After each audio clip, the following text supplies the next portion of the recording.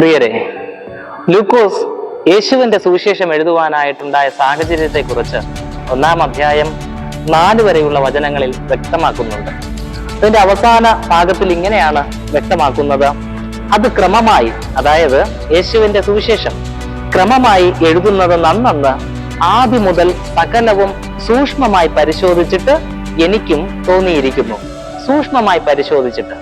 പ്രിയമുള്ളവരെ, ദൈവത്തിന്റെ വചനം നമ്മെ പഠിപ്പിക്കുന്നു, ഏതൊരു കാര്യവും സൂക്ഷ്മമായി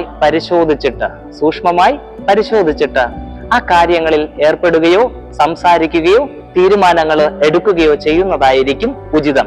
അല്ലാത്ത പക്ഷം അതിന്റെ ഭവിഷ്യത്ത് നാം അനുഭവിക്കേണ്ടി വരും.